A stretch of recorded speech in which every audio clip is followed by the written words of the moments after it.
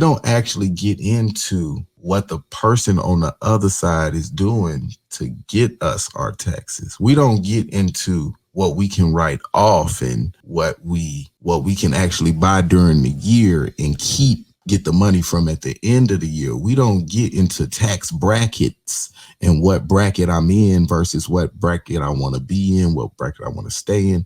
We don't get into that. We just know for a fact, first of the year, give them my taxes. They're going to give me a check, and it's going to happen every year. And the fact that they're giving us that check every year, it make a lot of us say, I don't care what's going on the other side of the chair.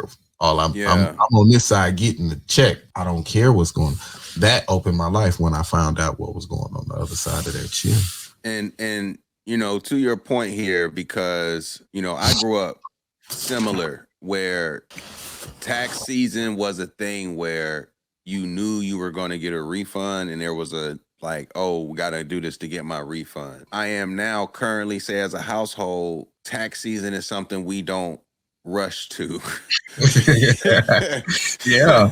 Because well, the rabbit got the gun. Yo, it's like, man, like, I do think that just that alone is a mindset that demonstrates like where someone is on a scale of ownership and and I don't want to use that term wealth, but I'll say ownership and financial security, because very rarely are you going to be financially secure if you're getting a refund in your taxes from the government at the end of the year. That's what I'll say.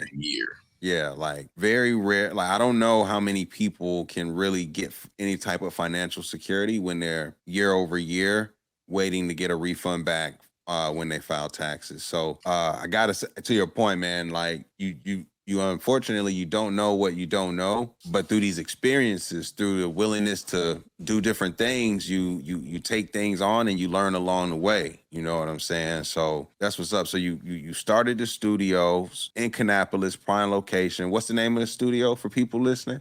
The Kitchen Studios. You can look it up online, thekitchenllc.com, the Kitchen Studio 704. Google it. It's going to pop right up. We in Kannapolis, North Carolina. We got engineers, producers, rappers, singers, rock and roll artists, white, black, Asian, plug in the flesh gear on the site. All of that, we'll have it for you. But yeah, that's where we located. And we got pretty much regulars, man. They there, once, twice a week. Most guys we see they literally regulars. They treat it like the gym. I personally didn't know people recorded like this. Like they got that.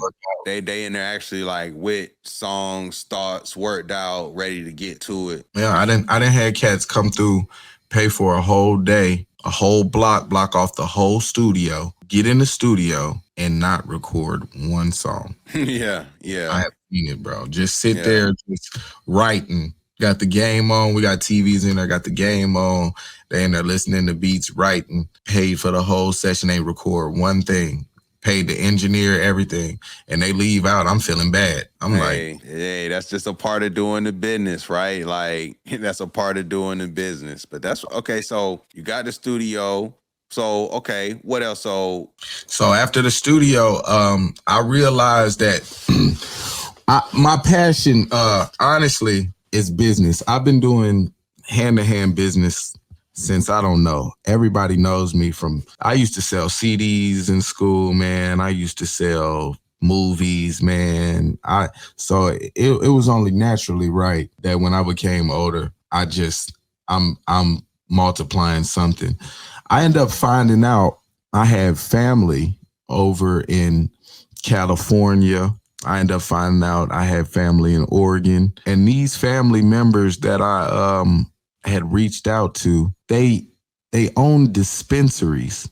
And it's medical marijuana over there, but here it's weed. If you're in a city that is not legally or not medical, not rec, as far as the legal side of marijuana, it's just weed, it's just gas. When I got a call from one of my family members and they told me that I had a family member that owned a dispensary, You can only you can only imagine.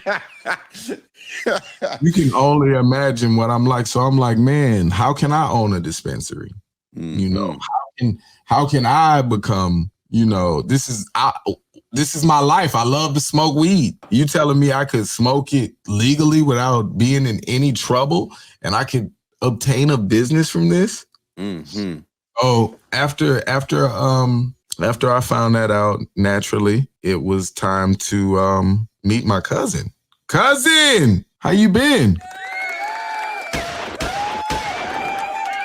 You know, how can I become a part of what y'all got going on? And when I met my cousins, naturally, it's all as you see in life, you got friends that you love, but they not blood. So it's hard to trust everybody. You might not know this person, but he is your family, just giving the good energy. It's you become immediately in a circle, that money couldn't have put you in. Mhm. Mhm. And just me, just me being genuine, my family members, they seen exactly who I was, even though we didn't grow up together, even though, everybody wasn't at Auntie Bertha house Mhm. spending the night.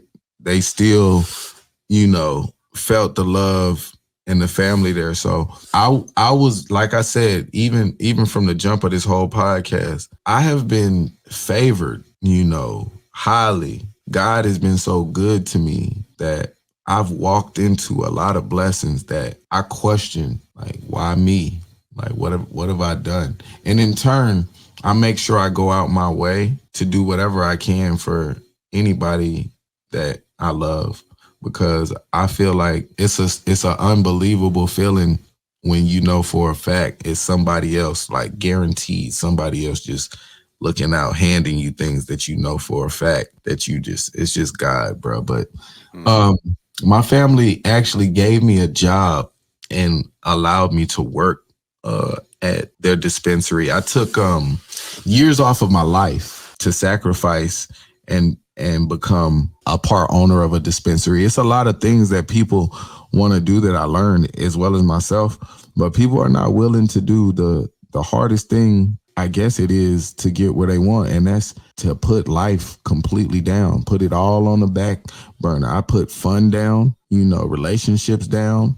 I didn't have fun for like 2 years. My family, my wife and I, my kids, my son stayed in 2 bedroom, 1 bath. You know how hard it is to have children, bro, and stay in a 1 bathroom house, bro? Mhm. Like with a woman and kids. And bro, we stayed in a 2 bedroom, 1 bath in a back road in the country.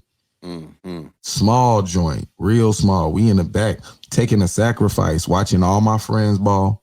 I watched all my friends ball. I'm talking about ball hard. A couple of my friends became members of a car club, just pulling out drop tops. And I watched all my friends have a chance, and I rooted for all of them, waiting for my turn. I went to go work, put in hours at the farms and dispensaries and learn, everything it is to learn about medical marijuana, legal marijuana, the business of, you know, owning a dispensary, the money and the taxes, the grows. I learned everything. I took time off of my life. I lost money Mhm. after the process was over. I gained relationships and I was put in a position to succeed. And everything I lost, I obtained back. But I would have never, ever, ever gotten to, the point where I was able to get to if I wouldn't have put life down for 2 years. I put life down for 2 years. I think that's important, and I wouldn't say that you lost because there's a cost to doing business, and in life, sacrifices are necessary. You can't obtain anything without a sacrifice, whether that's a material sacrifice, a time sacrifice. Like you have to give things up to get something, and so what you had to give up to obtain, ultimately what you obtain is a part of the journey, and that's why it's not a loss.